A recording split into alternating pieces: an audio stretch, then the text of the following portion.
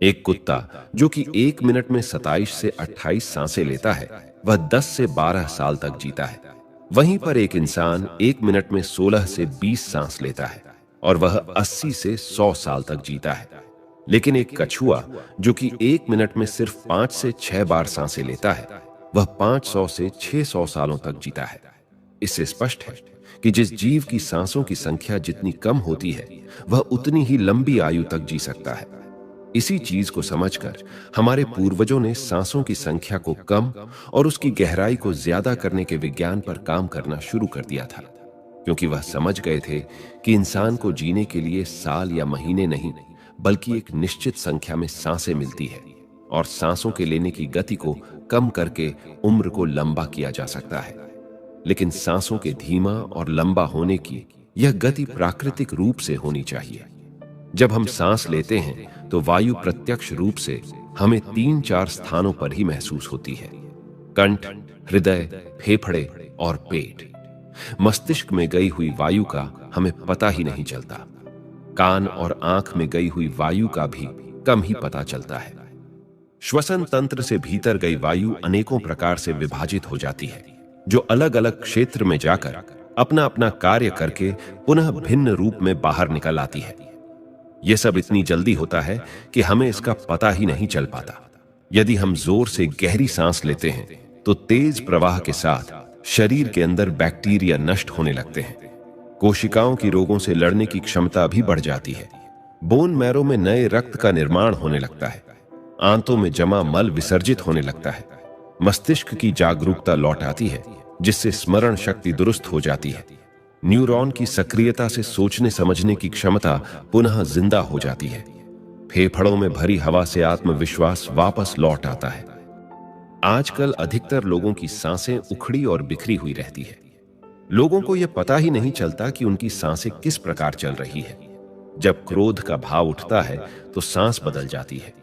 वहीं पर काम वासना का भाव उठता है, तब भी सांस बदल जाती है। हमारे प्रत्येक भाव और विचार के साथ हमारी सांसें भी बदलती रहती है। इसके साथ हमारे खान पान और रहन सहन से भी यह बदलती रहती है। असल में हमारी सांसों का हमारे मन की स्थिति और हमारी शारीरिक अवस्था से सीधा संबंध होता है। पूरा योग विज्ञान ही सांसों को सही तरीके से लेने पर टिका हुआ है। तो अगर हम सिर्फ अपनी सांसों को सही तरीके से लेना सीख जाते हैं तो हमारा जीवन जादू की तरह बदल जाएगा। आज प्राचीन यौगिक कहानी के माध्यम से हम सांसों को सही तरीके से लेने का तरीका और सांसों के जादुई रहस्य के बारे में विस्तार से जानेंगे। बहुत समय पहले की बात है। एक ऋषि अपने आश्रम में छात्रों को योग, ध्यान और प्राणायाम की शिक्षाएं दिया करते थे। ऋषि खुद भी एक योगी थे। उन्होंने अपने कई वर्ष हिमालय की गुफा में साधना करते हुए बिताए थे, जहां पर उन्होंने बहुत से सूक्ष्म मानवीय आयामों को गहराई से समझा था। और अब वह अपने इसी अनुभव और ज्ञान को शिष्यों के माध्यम से जन समूह तक पहुंचाना चाहते थे। एक दिन रात्रि के भोजन के पश्चात उनके आश्रम का सबसे बुद्धिमान और होनहार छात्र उनके पास आता है। छात्र के चेहरे को देखकर गुरु समझ गए कि उसके मन में कुछ प्रश्न उठ रहे हैं। गुरु के नजदीक पहुंचते ही छात्र ने उन्हें प्रणाम किया और कहा, गुरुदेव, मैं आपसे कुछ प्रश्न पूछना चाहता हूं। गुरु ने मुस्कुराते हुए कहा, मुझे मालूम है, पूछो, क्या प्रश्न है तुम्हारे? छात्र ने कहा, आप अक्सर कहते हैं योग, ध्यान और प्राणायाम का मूल आधार हमारी सांसें होती है और अपनी सांसों पर नियंत्रण पाते ही हम अपने मन और विचारों पर भी नियंत्रण पा लेते हैं। इसलिए आज मैं आपसे सांसों के रहस्य और उसके यौगिक विज्ञान के बारे में विस्तार से जानने आया हूं। यह सुनकर गुरु ने एक हल्की मुस्कान दी और फिर कहना शुरू किया। गुरु कहते हैं, जैसा हमारा मन होता है, हमारी सांसों की गति भी वैसी ही हो जाती है, या फिर जैसी हमारी सांसें होंगी वैसी ही हमारी मनोदशा हो जाएगी। यानी सब कुछ हमारी सांसों से जुड़ा हुआ है। जो हमारे भीतर घटता है वह भी, और जो हमारे बाहर घटता है वह भी। जीवन में घटने वाली हर एक घटना हमारी सांसों से गहरा संबंध रखती है। मतलब कि अपनी सांसों की गति पर नियंत्रण करके अपने मन और विचारों पर नियंत्रण कर सकते हैं। अगर तुम किसी सच्चे योगी या साधक को ध्यान से देखो तो तुम्हें उसके चेहरे पर एक गजब का ठहराव दिखेगा। एक सच्चा योगी बुरी से बुरी परिस्थिति में भी खुद को स्थिर और शांत रख सकता है। एक योगी अपनी भावनाओं को नहीं दबाता, बल्कि वह अपनी सांसों पर नियंत्रण हासिल करता है, और सांसों को नियंत्रित करते ही वह अपने मन पर भी नियंत्रण पा लेता है। जिस आदमी का मन उसके नियंत्रण में होता है, उसके पास उसकी सभी समस्याओं का समाधान होता है। गुरु ने छात्र की तरफ इशारा करते हुए कहा, तुमने कुछ योगियों के बारे में सुना होगा कि वह 150, 200 या फिर 300 सालों तक भी जीवन जीते थे। तो आखिर वह इतने लंबे समय तक खुद को जीवित कैसे रख पाते थे? असल में उनका नियंत्रण अपनी सांसों पर होता था, जिसे प्राण ऊर्जा भी कहते हैं। ऊर्जा हमारे चारों तरफ है। इसे कितनी मात्रा में लेना और छोड़ना है, यह एक योगी अच्छी तरह से जानता है, और वह इस काम पर बहुत हद तक महारत हासिल कर लेता है। इसीलिए वह इस प्राण ऊर्जा का उपयोग अपनी जरूरत के हिसाब से कर सकता है और खुद को दीर्घायु बना सकता है। अगर तुम अपने शरीर को स्वस्थ रखना चाहते हो, सामान्य से अधिक क्षमता चाहते हो, तेज बुद्धि चाहते हो, तो तुम्हें अपनी सांसों को समझना होगा, उन्हें नियंत्रित करना होगा, और उन्हें नियंत्रित करते ही तुम्हारे जीवन में सब कुछ व्यवस्थित हो जाएगा। असल में डर, चिंता और परेशानी जैसी कोई चीज होती नहीं है, सिर्फ हमारे मन और भावनाओं की उपज है, और हमारे मन में भावनाओं को केवल एक ही चीज नियंत्रित कर सकती है, और वह है हमारी सांसें। हमारे अंदर का क्रोध, चिंता, जलन, अहंकार, बदला लेने की भावना, ये सभी हमारी सांसों के हिसाब से ही चलता है। अगर हमारी सांसों पर हमारा नियंत्रण हो, तो ये सभी विकार हमारे नियंत्रण में होते हैं। सांस हमारे शरीर और हमारे मन के बीच पुल का काम करती है। अगर हमें अपने मन तक पहुंचना है और उसके विकारों को समझकर उनको दूर करना है, तो हमें अपने सांसों के पुल पर चलना होगा, और हमें अपनी सांसों के जरिए अपने मन तक पहुंचना होगा, क्योंकि यही एकमात्र रास्ता है अपने मन को समझने का। अगर तुमने कभी किसी बच्चे को सोता हुआ देखा हो, तो अनुभव किया होगा कि जब वह बच्चा सांस अंदर लेता है तो उसका पेट फूलता है, और जब सांस छोड़ता है तो पेट पिचक जाता है। यानी बच्चा अपने पेट के नीचे नाभि से सांस लेता है, जो कि सांस लेने का सबसे प्राकृतिक और सही तरीका है। अपनी गहरी और लंबी सांस की वजह से बच्चे का मन उत्साहित और हल्का रहता है, और उसका शरीर ज्यादा प्राकृतिक तरीके से काम करता है।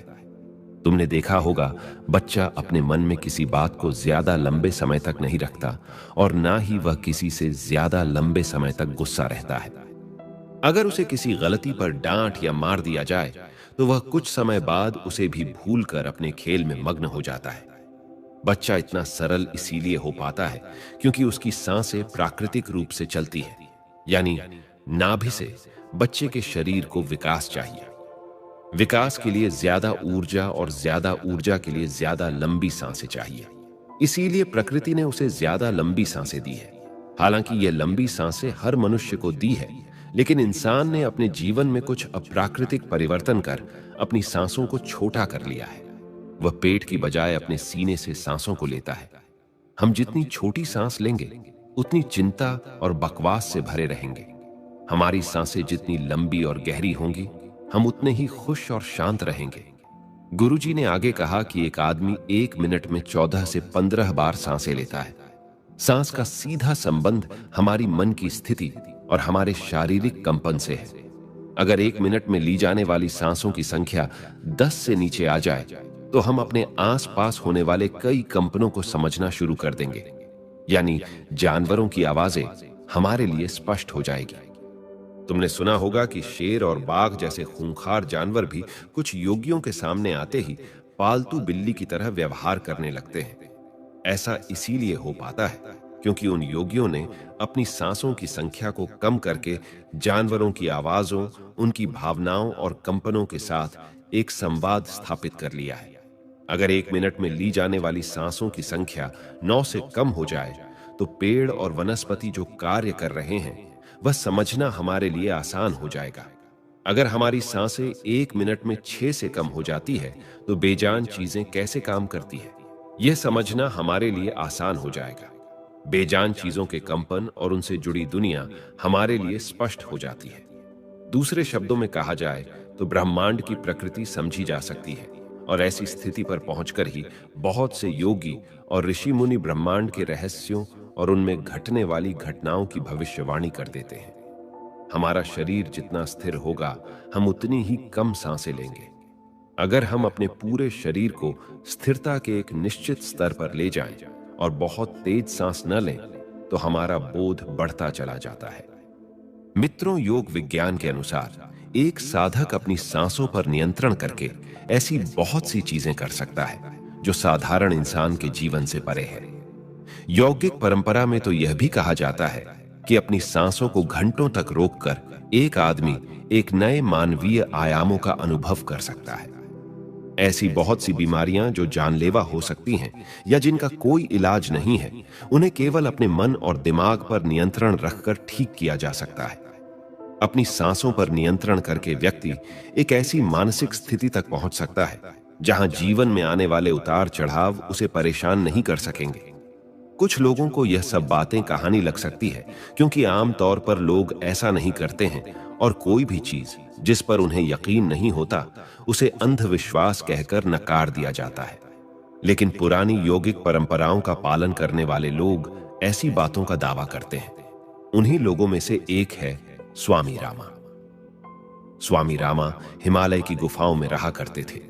उन्होंने बचपन से ही योग की प्रणालियों का अभ्यास शुरू कर दिया था। 1970 में स्वामी रामा एक अमेरिकन रिसर्च लेबोरेटरी में गए।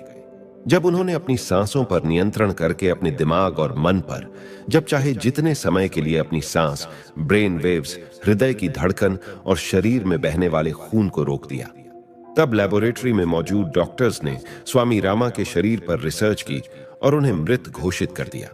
लेकिन इस अवस्था में भी स्वामी रामा सब कुछ महसूस कर सकते थे। यह देखकर वहां मौजूद रिसर्चर्स की टीम दंग रह गई थी। साथ ही स्वामी रामा अपने शरीर में अपनी मर्जी से ट्यूमर की ग्रोथ को घटा और बढ़ा भी सकते थे। रिसर्चर्स की जिस टीम को हिमालयन योगियों के सारे दावे अंधविश्वास और पाखंड से भरे लगते थे, वह अचानक से उन्हें इनर साइंस प्रतीत होने लगे थे। एक भीतरी विज्ञान जो साधारण मनुष्य की कल्पना से भी परे है। सांसों को ध्यानपूर्वक लेना यह एक प्राचीन यौगिक टेक्निक है। एक योगी जब अपनी सांसों पर नियंत्रण हासिल कर लेता है, वह जब चाहे तब अपनी सांसों को रोक सकता है। स्वामी रामा के अनुसार अगर आप अपनी सांसों को समझ गए तो आपके शरीर में होने वाली वो बीमारियां जिनका इलाज आज मेडिकल साइंस के पास भी नहीं है, सांसों के माध्यम से उन्हें भी ठीक किया जा सकता है। श्वास के गूढ़ रहस्यों को समझाने के लिए बाद में स्वामी रामा ने अपने कुछ साथियों के साथ मिलकर एक किताब लिखी है जिसका नाम है साइंस ऑफ ब्रीथ। गुरु ने आगे कहा, जब सांस विचलित होती है तो मन भी अस्थिर हो जाता है, लेकिन जब सांसें शांत होती है तो मन स्थिर हो जाता है और योगी दीर्घायु हो जाता है। इसीलिए हमें अपने स्वास्थ्य पर नियंत्रण करना सीखना चाहिए। गुरु ने शिष्य की आंखों में देखते हुए कहा, तुम्हें क्या लगता है, क्या तुम जितनी लंबी सांस अंदर लेते हो उतनी ही लंबी सांस बाहर भी निकालते हो? नहीं, सामान्य स्थिति में हम जो सांस अंदर लेते हैं उसकी लंबाई 10 अंगुल होती है और सांस बाहर निकालते समय इसकी लंबाई 12 अंगुल हो जाती है। यहां 1 अंगुल का मतलब 1 अंगुली मोटाई से है। हमारी रोजमर्रा की जिंदगी में कुछ काम ऐसे होते हैं जिन्हें करते समय जितनी लंबी सांस अंदर जाती है उससे कई गुना ज्यादा लंबी सांस बाहर निकल जाती है। भोजन करते समय बाहर निकलने वाली सांसों की लंबाई 16 से 17 अंगुल होती है। तेज चलते समय सांसों लंबाई 22 से 24 अंगुल हो जाती है। दौड़ते समय निकलने वाली सांसों की लंबाई 45 से 50 अंगुल तक पहुंच जाती है। संभोग करते समय 50 से 60 अंगुल तक पहुंच जाती है। सोते समय नींद में बाहर निकलने वाली सांसों की लंबाई 60 से 70 अंगुल तक पहुंच जाती है। इसलिए हमारे शास्त्रों में काम और क्रोध पर नियंत्रण रखने की बात कही गई है, क्योंकि ये हमारी प्राण शक्ति को क्षीण कर देती है। श्वास को इंसान की प्राण शक्ति भी कहा जाता है। जब 1-2 वर्षीय व्यक्ति से उसकी लंबी उम्र का राज्य पूछा गया तो उसने 2 ही चीजें बताई। पहला, नाभि तक भरकर पूरी सांस ले, और दूसरा, रीढ़ की हड्डी को हमेशा सीधा रखें। साधारण सी लगने वाली यह दोनों बातें योग और प्राणायाम की दृष्टि से बहुत महत्वपूर्ण है। असल में शरीर के अंदर जाने वाली सांस की लंबाई कम और बाहर निकलने वाली सांस की लंबाई ज्यादा होती है। यदि किसी तरीके से बाहर निकलने वाली प्राणवायु की लंबाई को कम कर दिया जाए तो लंबी उम्र को प्राप्त किया जा सकता है। स्वर शास्त्र के अनुसार यदि बाहर निकलने वाली प्राणवायु की लंबाई 1 अंगुल कम हो जाए तो व्यक्ति निष्काम हो जाता है, यानी उसके अंदर काम वासना खत्म होने लगती है। 2 अंगुल कम होने से आनंद की प्राप्ति होती है। 3 अंगुल कम होने से लेखन शक्ति बढ़ती है। 4 अंगुल कम होने से वाक सिद्धि प्राप्त हो जाती है। 5 अंगुल कम होने से आदमी को दूरदृष्टि प्राप्त होती है। 6 से 7 अंगुल कम होने से साधक के अंदर अति तीव्र गति से चलने की शक्ति आ जाती है, जिससे वह कुछ ही पलों में एक स्थान से दूसरे स्थान पर पहुंच सकता है। 8 अंगुल कम होने से साधक को 8 सिद्धियां प्राप्त हो जाती हैं। पवन पुत्र हनुमान को 8 सिद्धि नवनीत के दाता इसीलिए कहा जाता है क्योंकि उन्होंने 8 सिद्धियों को प्राप्त कर रखा है। ये 8 सिद्धियां हर इंसान में होती है, बस जरूरत है तो इन्हें जागृत करने की। बाहर निकलने वाली सांसों की लंबाई 12 अंगुल कम होने पर योगी को इच्छा मृत्यु प्राप्त हो जाती है। फिर वह जब चाहे तब तक खुद को जीवित रख सकता है, लेकिन ये सोई हुई शक्तियां केवल तभी जागृत होंगी जब मन में इन्हें जागृत करने की अभिलाषा होगी। क्योंकि मन का स्थूल रूप श्वास है, यानी सांस है, इसीलिए सबसे पहले सांसों पर नियंत्रण करना होता है, तभी मनुष्य को सारी शक्तियां प्राप्त होती हैं। इसलिए नाड़ी विज्ञान में भी कहा गया है कि जो व्यक्ति रात में इड़ा नाड़ी और दिन में पिंगला नाड़ी को रोकने में सफल होता है, वही असल में सच्चा योगी होता है। मित्रों, आज का हमारा यह प्रस्तुति यहीं समाप्त होता है। यह प्रस्तुति आपको कैसी लगी कमेंट्स में जरूर बताइएगा, और अगर आप हमारे चैनल पर नए हैं तो हमारा सात्विक चैनल को सब्सक्राइब करना ना भूलिएगा। तो मिलते हैं अगली वीडियो में, तब तक अपना ख्याल रखें। धन्यवाद।